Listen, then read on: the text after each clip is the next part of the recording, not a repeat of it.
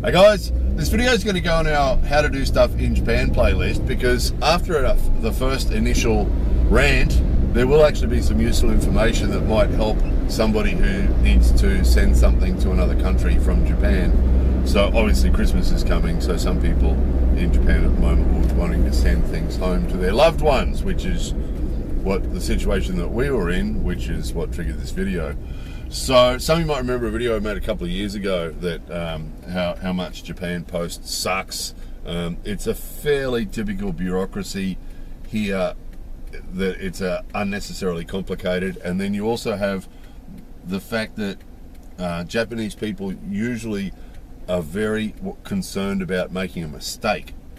So we made a video once, called it The Answer Is No or something like that. So if they have to make a decision on something, usually they'll go with the not do anything choice because that's safer. What they worry about is making a decision and then getting in trouble for it, and it turns out to be an error and they'll get in trouble for it, and that really worries them, really worries them. We experience that all the time. So what happens in bureaucracies then is if you're trying to achieve something, often they'll tilt their head and go, oh geez, yeah, we can't do that. And they sort of focus on finding ways to stop you doing it. So some of you remember years ago we used to send things around the world. We used to send presents to our Patreon supporters and our PayPal supporters. We used to sell things on eBay, Japanese things on eBay, and that was a good bit of fun. You know, we enjoyed doing it. Other people enjoyed being involved, and it was all good. But it just got too difficult. Japan Post, every time we take something in, they're just looking for the problem. They're really focused on looking for the problem, and to, why can't you send this thing? And if there's anything that they could find that would stop you sending it or make it more complicated or more difficult, that's what they'd look for, and it would just drive you nuts. And then they brought in a new system a year or two ago, which triggered that last video, where you had to actually register online, and then before you took the parcel to Japan Post, you had to put all the details of that individual parcel into the Japan Post website, and then print off that piece of paper and attach it to that thing that you're trying to send, and then take it to the post office.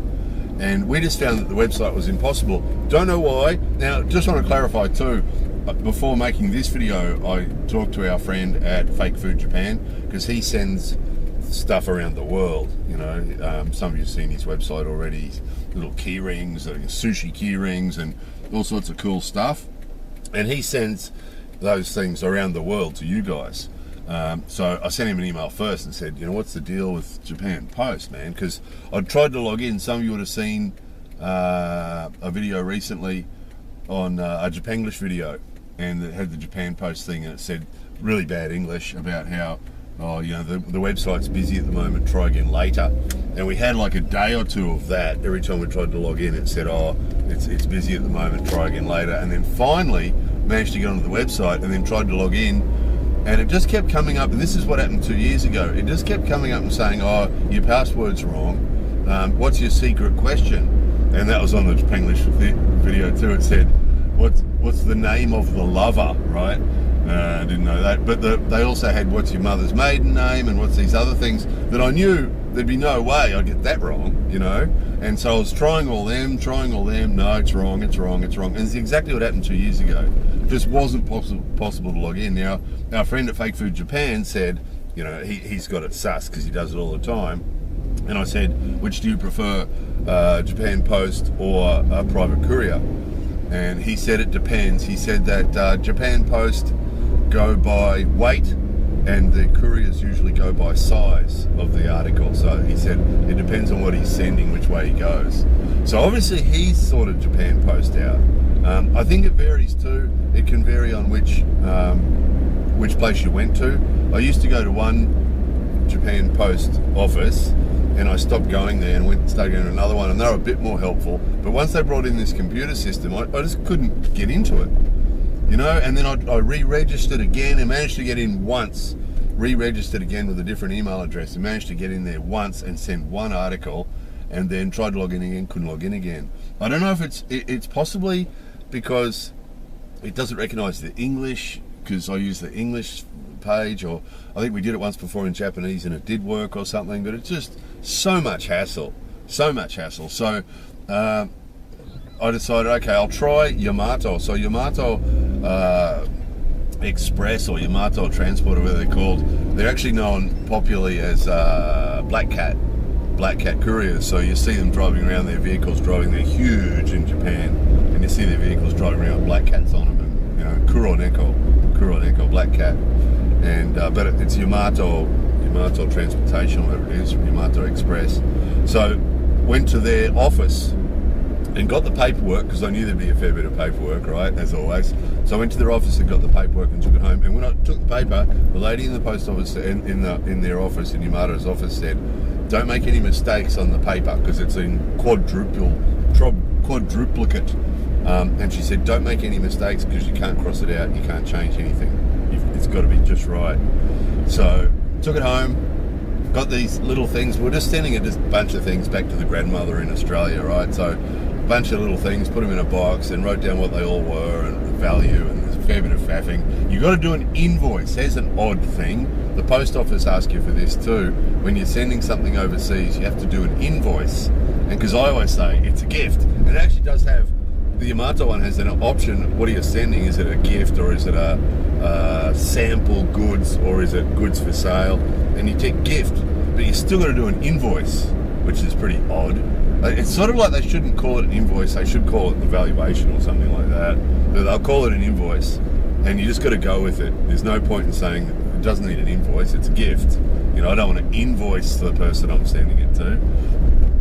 So anyway, you've got to fill it all out, how much all the things are worth, and filled out the form. And when I picked up the forms from the Yamato, just going back a second, I said to them, do we have to register online? Because Japan Post said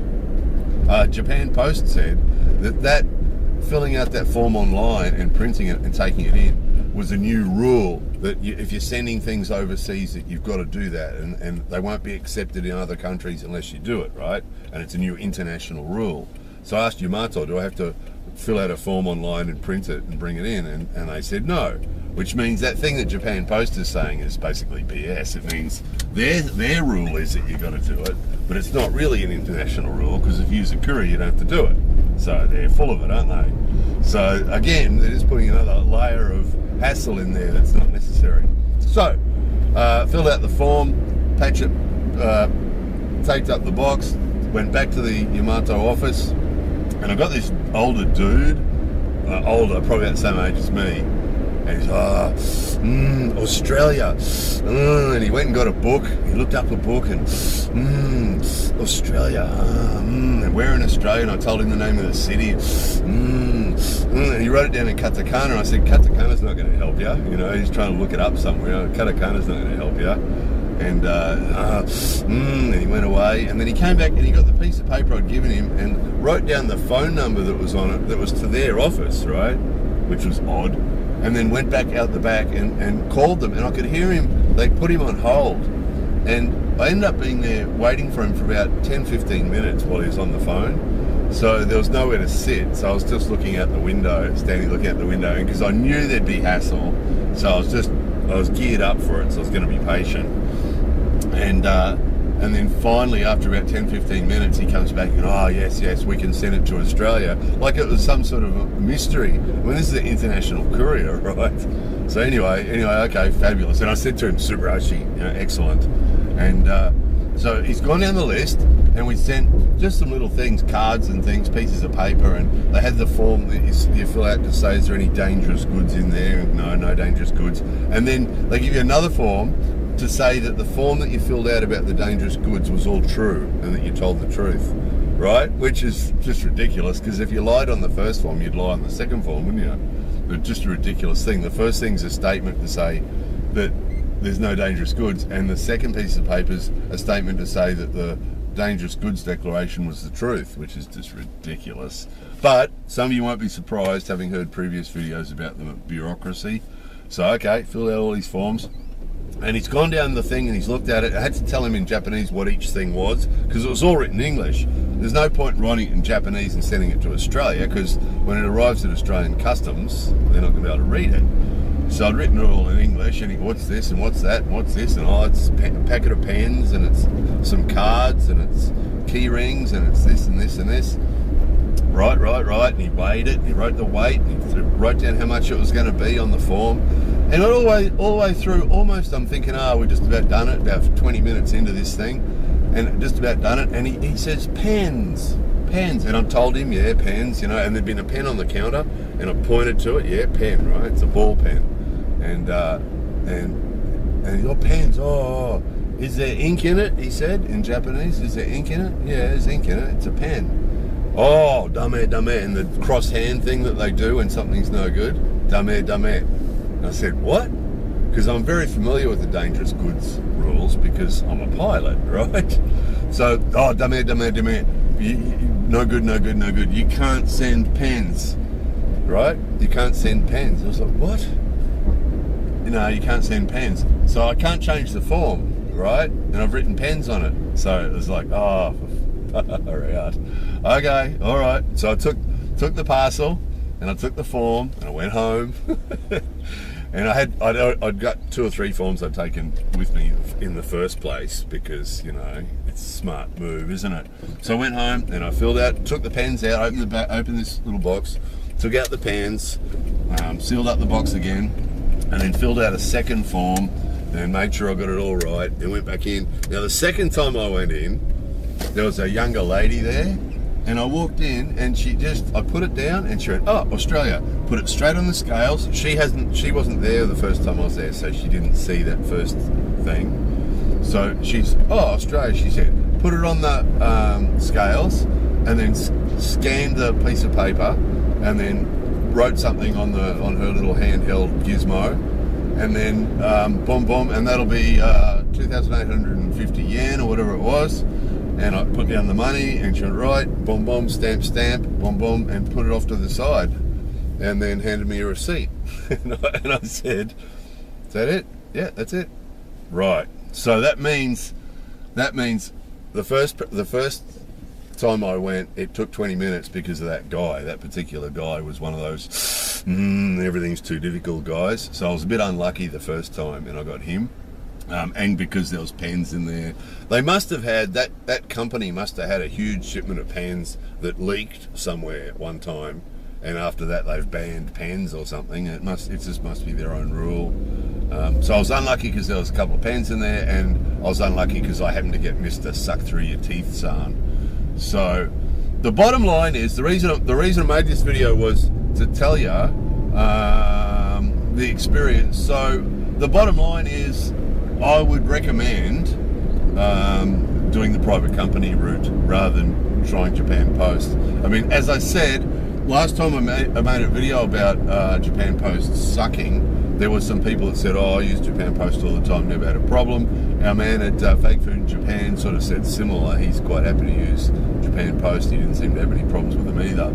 So I think it's one of those situations, you get some businesses or companies or organisations who have like a 80% satisfaction rate, and 80% of the customers are really happy, and 20% of the customers are really, really unhappy. It's possibly one of those sort of situations, because I've had that before where I've had a bad experience with some organisation or company, and other people have said they had no problem at all. So it could be that. But I would recommend, just based on the experience and the fact that you don't need to do that online thing and print that paper, that doesn't save you any time, right? That Japan Post thing, after you've printed the piece of paper and you take it in with your parcel, you still have to do all the other pieces of paper and faffing that they always had us do before. It's not a time-saving thing. It's just another level they've added on top. And they said that information goes to the destination country, so that when the thing arrives in the destination country, they know it's coming, and that helps it go through more smoothly, they say. But the time, I think once we managed to actually do it using that system, and it took the same amount of time it always takes to go. Whereas when we did the Yamato thing, it took from Japan to Australia, took I think it was about 8 days from our little town to the house that was being sent to in Australia. about 8 days, which is, you know, probably the best that Japan Post could do. If not, they would take longer. And the cost, I was actually surprised. I thought it'd be more expensive. So as far as, you know, the ease of doing it and everything, cost and the whole thing, it was definitely a better experience using the transport company. So that was Yamato, that was Black Cat. It's possible there's a lot of people who watch our videos who are already in Japan, have lived here a while. It's possible those guys will have other comments that they're going to leave underneath the video telling us about their experiences of Japan Post and Yamato. And there are other Sagawa and other courier companies as well, big ones that do international as well. So there's possible that some of the people watching this video have had experience of those guys. But just based on my experience, you know, Japan Post is just, it just sucks. The staff are okay. It's just the systems. It's just the systems are so pedantic. And then when you get these systems, you know, that fear that they have of making a mistake, it's just much safer for them to tell you, oh no, we can't do it, rather than send it through and then have it come back and they get in trouble for it. You know, that's their fear. So I think the old guy I dealt with first at the courier company was a bit one of those guys. He was all worried that he was going to make a mistake, I think. Whereas that lady seemed to be, the younger lady seemed much more switched on and like nothing fazed her. That was amazing. That, you know, the old guy took about 20 minutes and the young lady took about under 5, 3 or 4. It was amazing. I thought she must have just done the first step or something, and I said, oh, is that everything? Yeah, it's everything. Off you go. Oh, great. Thank you. And then I waited. I didn't make this video until the parcel arrived in Australia, and it arrived no hassle 8 days after I sent it. So yeah, that was a positive experience. So anyway, Black Cat, Yamato. So again, check out the comments underneath this. There might be some other opinions and points of view, and people might have different experiences. So we shall see. We shall see what the other experiences have been. Anyway, I hope somebody got something out of that. More videos coming soon.